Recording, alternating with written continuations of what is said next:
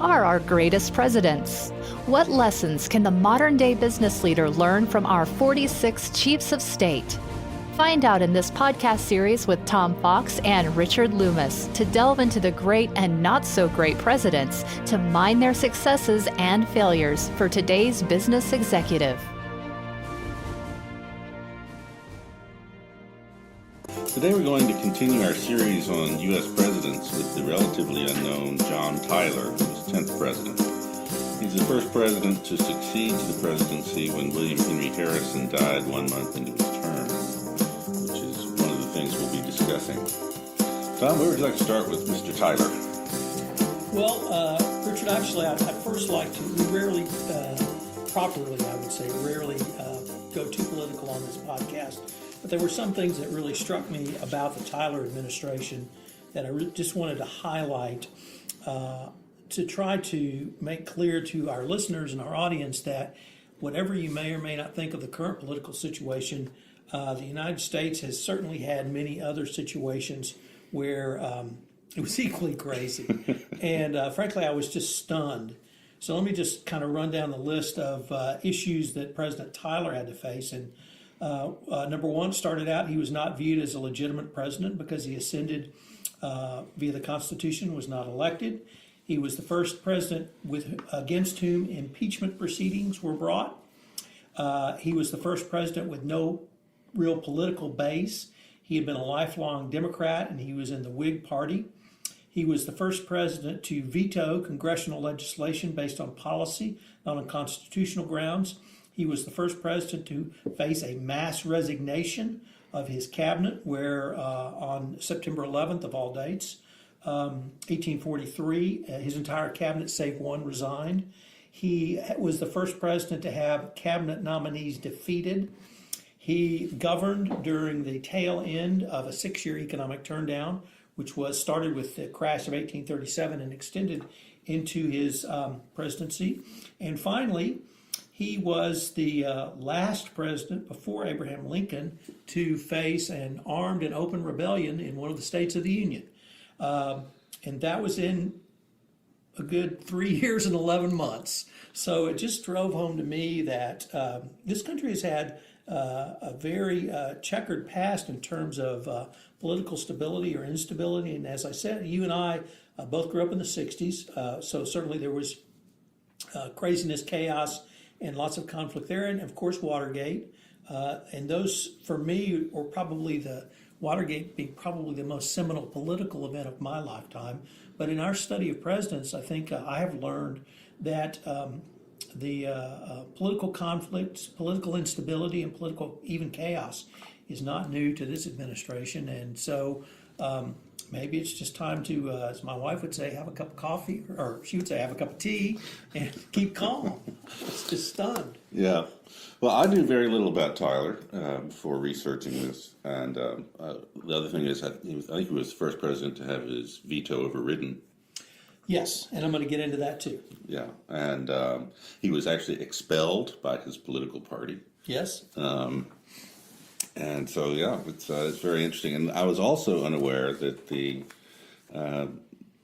Constitution, as originally written, was very vague on whether the vice president could even succeed to the presidency on the death. And so that was one of the principles that Tyler actually established and is probably best known for now. Correct. So in terms of leadership, maybe we can go through. You have, I think you probably have enjoyed studying this a little bit more than myself, but you've really talked about in the prior podcast, Tippecanoe and Tyler too, in the election. So I'm really going to leave that if you have any thoughts on that, to really his ascension to the presidency and the establishment of what's known as the Tyler Principle.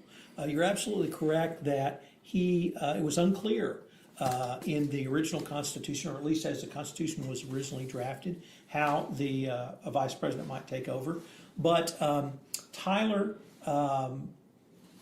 was very decisive in taking the reins of the presidency and taking the oath of office and becoming president.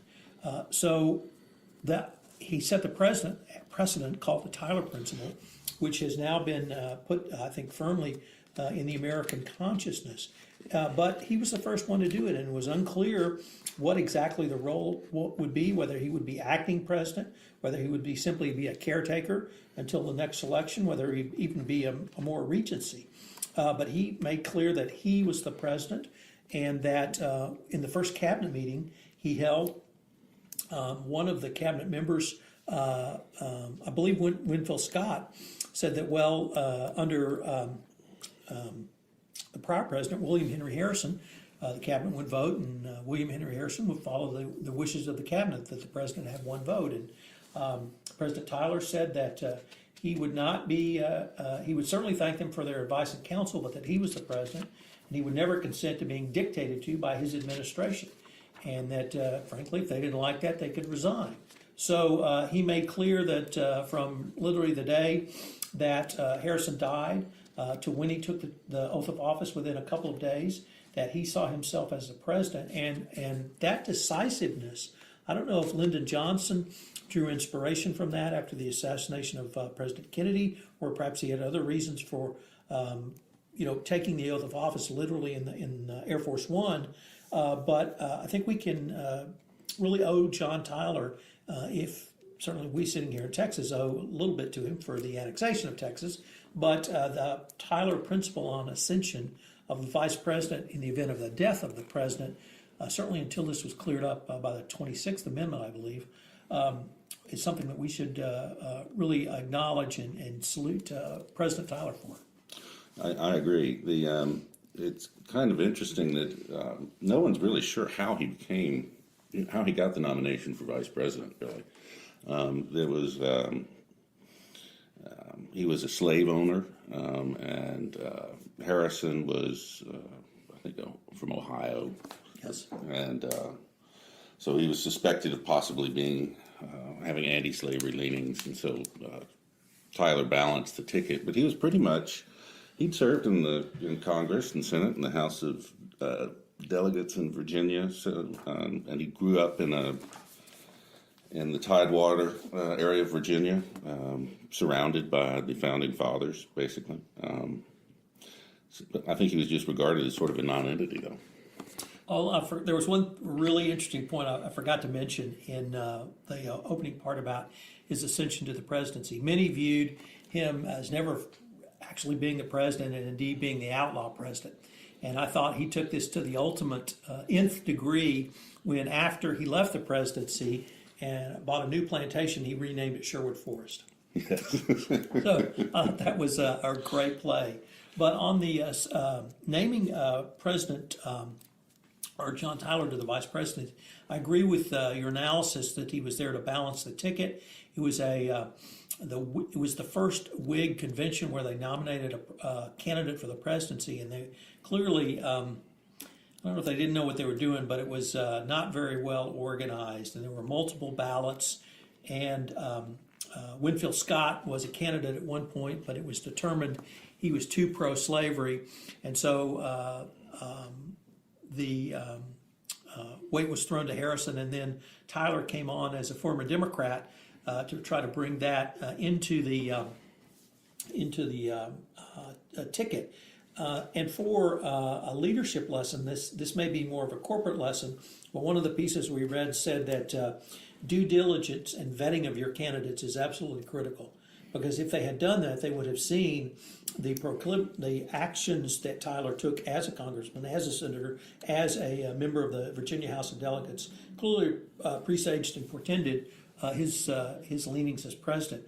He really never was a Whig. He was always a Democrat, and that was became painfully clear to the Whigs, and we'll get into that a little bit. But the ascension and then the campaign, and during the campaign, the Whigs really didn't even have a platform other than they were against Martin Van Buren. Yeah. And the one time Tyler began to give a speech, he gave one speech, and it was so criticized because it announced some policy provision that they were had him not talk substantively for the rest of the campaign. And if you want one more parallel to the current political situation, I found that one really interesting. We're not for anything, but we're against him. Yeah. Yeah.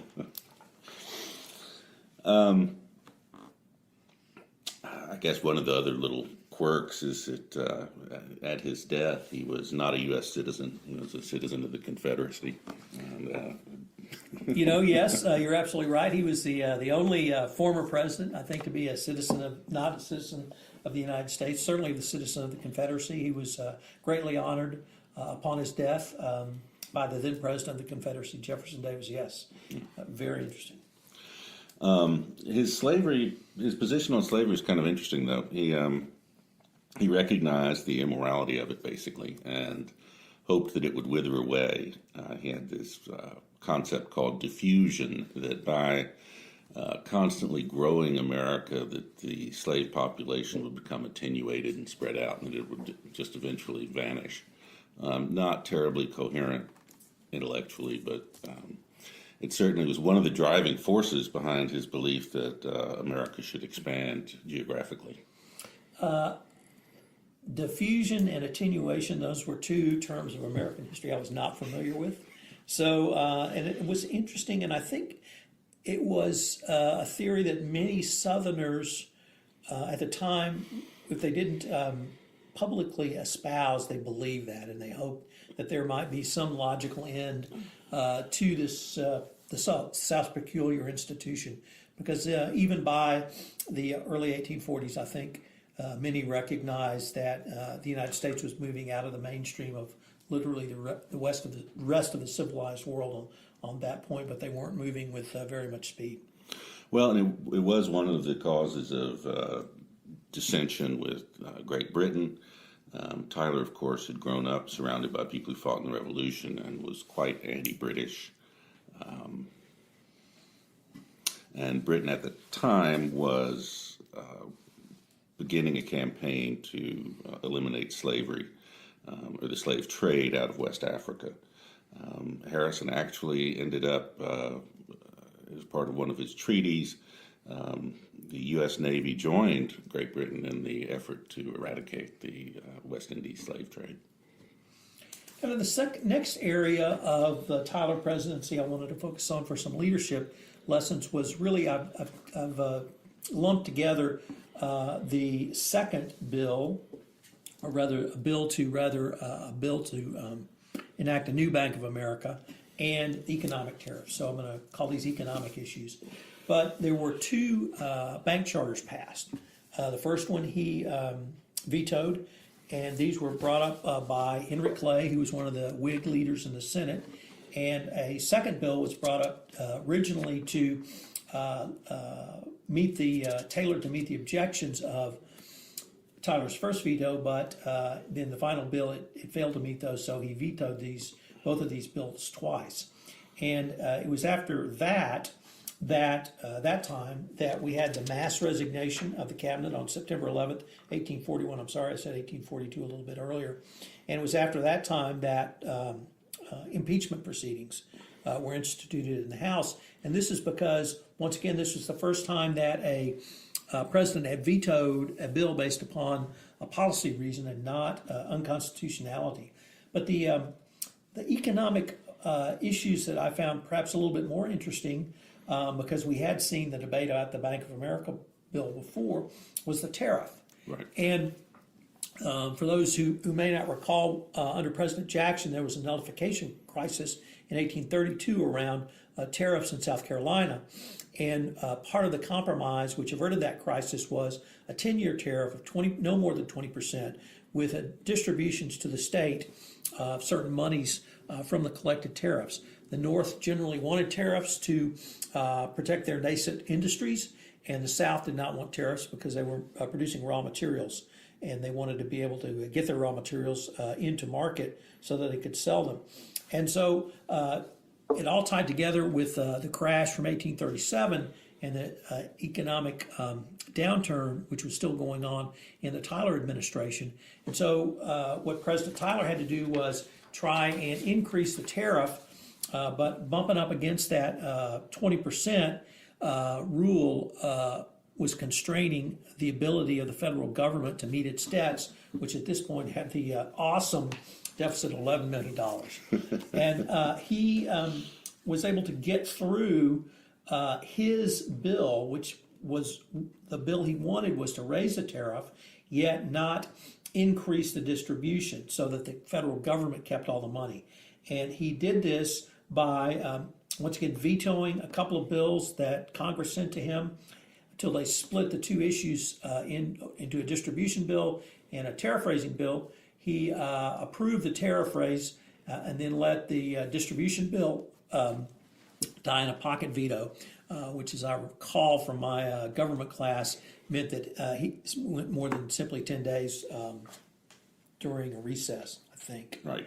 He just didn't sign it. And didn't sign it. So he was able to get the tariffs increased, and I guess it was after these issues when the impeachment proceedings were instituted. So pretty interesting, I thought.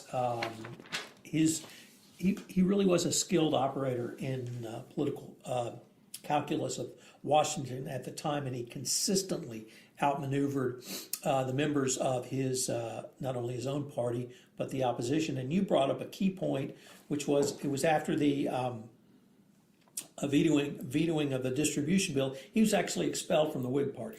So we had what used to be the anomaly of a president really without a party. Yeah. And this had never happened in the history of the country before, unless you perhaps count George Washington, which was above party. Nevertheless, Tyler still executed, I thought, a robust, if not domestic, certainly foreign policy that we'll talk about some of those things. But kicked out of his own party. Well, one of the biographies made the point that one of Tyler's real weaknesses was that he was unimpressive to most people. That he never came across as the smartest guy in the room or the most skilled. But as you pointed out, if you look at his actual achievements, especially given the lack of political backing by his former party, I guess, he really accomplished a lot. And one of the other things you mentioned in the introduction was the armed insurrection, which is something I knew nothing about. It's called the Dorr Rebellion in Rhode Island. Yes. And you want to address that a bit? So there were some insurgents who literally took control, or at least set up a parallel Rhode Island government. Rhode Island was operating under a constitutional structure which had been established in 1663. And for those who might recall, our American history, Rhode Island was really a breakaway colony from Massachusetts, founded by Roger Williams. And the official government called for troops to be sent in and asked for Tyler for help to actually physically put down the rebellion with U.S. Army troops. And Tyler promised that in the case of an actual insurrection where there was armed conflict, he would do so. But he researched the situation and he studied the situation. And what he found was, I don't want to say that they were blowhards, because I think they had some legitimate grievances. But what he found was that there were lawless assemblages of men who had set up this parallel government, and they sort of just ran out of gas and dispersed on their own. And that Tyler is alleged to have said that the temper of conciliation, as well as the energy and decision need not require federal forces. And I thought this was just an absolutely, not only a brilliant political stroke, but it was also something that something that we don't perhaps address directly enough in this podcast, which is sometimes you really should study a situation. There are certainly times when dynamic leadership is required, and Tyler showed that on the Tyler principle of ascending from vice president to become president. But sometimes if you study something, the energy that has created what may seem to be a problem may actually dissipate on its own. And I think that's what happened in the Dorr Rebellion. And I didn't find any loss of life on this rebellion. Now the state militia was called out, and they moved against Dorr and his rebels, and they did cross the state line to get out of the Rhode Island militia's arm's way. But no one was arrested, no one was killed, no one was executed, and it just dissipated itself. Yeah, just the virtue of restraint in that particular issue. One of the other accomplishments was that he entered into treaty with China, where they granted the United States actually even superior privileges to those which England had extorted from them following the conclusion of the Opium War. And that was really one of the first times, I think, that America's role in the world was seen as almost on a par with Great Britain in foreign affairs. You're absolutely right, and that treaty was approved by the Senate. But there were two other things in this realm of foreign affairs that really struck me, Richard. The first one was he sent a ambassador, or a minister rather, Henry Wheaton, to Britain, who negotiated with a group called, I'm going to butcher this, but it's Zollverein, or something. Anyway. Zollverein, thank you. It's a coalition of German states. And for those who might not recall, Germany was unified in 1848, but it was not unified in 1841 and 1842. So to get a tariff bill together, you had to negotiate with multiple principalities and German states. And Tyler's representative was able to do that to get a trade deal for the United States. Unfortunately, this was rejected by the Whigs, mainly as a show towards hostility to the Tyler administration. But there was one other thing that I thought was quite interesting, which was his extension of the Monroe Doctrine to Hawaii. Yes. And I was not aware of that. I was certainly aware of the extension of the Monroe Doctrine to the Roosevelt Corollary, but I thought the Monroe Doctrine sort of applied in North and South America. And when I thought about it, I did realize that Hawaii's probably in the Western Hemisphere. So if the Monroe Doctrine is designed to apply to the Western Hemisphere, arguably it could work. Nevertheless, the invocation of the Monroe Doctrine I thought was an interesting use of a foreign affairs tool. Monroe Doctrine basically told Britain not to interfere in the Western Hemisphere. That was our pond, and here we extended it to the Pacific Ocean. Well, and that was another instance, I think, where Great Britain actually showed a fair amount of restraint. While the question of the United States recognizing Hawaii as an independent nation was being discussed, a British naval captain, had actually threatened to bombard Honolulu and insisted that they fly the British flag. And so that was the background that Britain was sort of threatening to annex Hawaii. And again, Tyler skillfully negotiated with Britain, and they withdrew. The captain had basically gone rogue. He was operating without instructions. But so once again, he managed to put the United States in a very good light with respect to foreign countries. And then the next thing was the annexation of Texas. And this is something that we studied in Texas history in junior high school. Nevertheless, it was great to review it because it's, if I could cite another source, Arthur Schlesinger, after Watergate, wrote a very influential book for me called The Imperial Presidency. And it was about the growth and extension of the power of the presidency up through Richard Nixon. And one of the opening chapters was on the annexation of Texas. Because by hook, nook, or crook, Tyler was going to annex Texas. This was highly controversial, mainly because Texas would come in as a slave state, and at that point we had equally divided North and South, so that in the Senate there would always be a constraint by the South, and they could block anything that the North might do to abolish slavery. So the annexation of Texas was always a controversial topic, and Tyler worked to do this. He did this for a couple of reasons. One is he was a Jacksonian Democrat by nature, and so I think he wanted to do it for that reason. But he also saw the annexation of Texas as a path for re-election. He did not have a political party, was not part of a political party at this point. Either the Whigs had expelled him and the Democrats had not embraced him fully or even welcomed him back. So he viewed this as a key stepping stone to moving towards being reelected. And this really ties together with something that I was completely unfamiliar with. I think you had some familiarity, which was something called the Princeton Incident.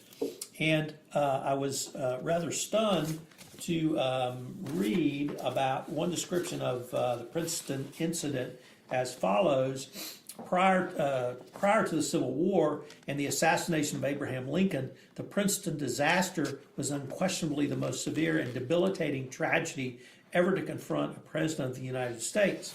The Princeton Disaster was a U.S. warship called the Princeton was sailing on the Potomac, and it fired off several ceremonial salutes of a very new and large gun. I don't know the inch size. 12-inch gun called the Peacemaker. And at some point in the ceremony, one more round was asked to be shot off, and it was. And unfortunately, at that point, the gun failed, blew up, and killed a numerous amount of people, including two key members of Tyler's administration, Thomas Gilmer and Abel Upshur. And those two men apparently had the wherewithal, at least historians think, and certainly President Tyler thought, to have Texas annexed via treaty.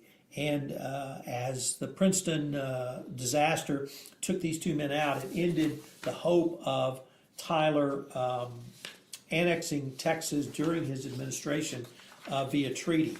So any thoughts on the Princeton incident, or what did your research show you? Well, there are a couple of interesting things about it. It was actually designed by John Erickson, who later became famous for building the Monitor, the first ironclad.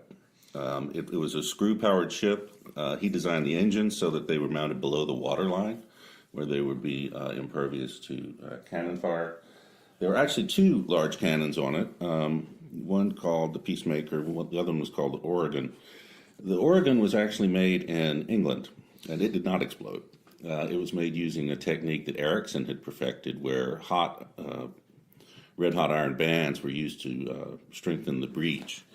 The Peacemaker had been designed by the captain of the Princeton and did not take advantage of Erickson's technology. And so it was basically a bomb waiting to happen. So back to the story of the annexation. With the death of these two men and the impending 1844 election, it was becoming clear that annexation would not happen.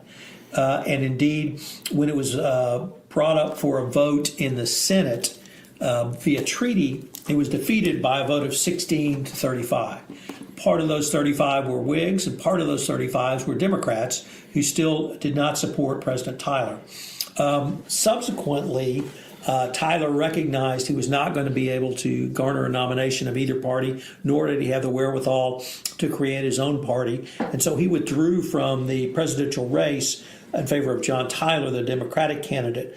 And the Democrats threw their support to Tyler for annexing Texas. But here's the part that I found most interesting, the part Arthur Schlesinger, I think, criticized, which was that he did not try to have Texas brought into the U.S. via treaty. And I would say treaty because at that point Texas was an independent nation. So he did it via a simple resolution. Mm-hmm. And that was Schlesinger's criticism of usurpation of presidential powers. But he was able to get the joint resolution offering annexation of Texas passed in February 1845 by a 27 to 25 majority. Now, there was still some debate in Texas on the terms of the treaty, and it was not admitted to the Union until presidency of James K. Polk in December 1845. Nevertheless, in February of 1845, the resolution was passed. And that really, I thought, was another very excellent leadership lesson, and really the two I had known about from Tyler before we researched for this podcast. The annexation strategy that he used, he had a very firm strategy in place. He had purged his cabinet and his staff of anti-annexation people. So he had a pro-annexation team, he had a pro-annexation message, and he was on message until the Princeton disaster. After the Princeton disaster, he was not going to be able to get it through a treaty, but he saw that with the support of the Democrats, he could pass it via resolution, and I thought that was an excellent example of how you can change your strategy, change your tactics rather, so that you're at the end of the day, if you haven't won the battle, you've won the war. There were a couple of other things that happened during his administration. One was the settlement of the northern boundary of Maine with Yes. England, which nearly caused a war. And part of that was Tyler had a penchant for using the off-the-books budget that was for basically espionage to appoint private agents and not use the typical State Department apparatus in his negotiations with England. But he also apparently slathered money around Maine to unconstitutionally and illegally in order to get support for the new proposed budget. Boundary, excuse me. Might one say he greased it? Yes. There's a reason they're called grease payments. Yes. Well, Richard, there's a couple of other points that I'd like to just sort of end with for today's podcast, which is one of the crucial lessons I think from Tyler is that presidents should never be underestimated. Yeah. And certainly John Tyler showed he was a very able legislator and was able to get through, as you pointed out, on the treaty with Great Britain. Actually, Daniel Webster headed up that negotiation. So yet another famous Whig. But he should not have been underestimated. He was underestimated by his enemies. I don't think he had too many friends left. So the second thing is that in addition to the annexation of Texas, really I think we do owe a firm debt to John Tyler for demonstrating that a peaceful transition of power can occur even in the most dire circumstances, which were the death of a president. Yeah. I agree, and this one was really interesting because I knew virtually nothing about Tyler again. So,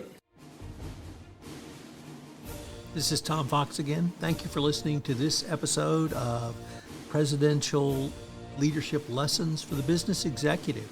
If you've enjoyed this podcast, I would greatly appreciate it if you would leave us a positive review on iTunes. It would greatly help us get the message out about one of the newest additions to the Compliance Podcast Network.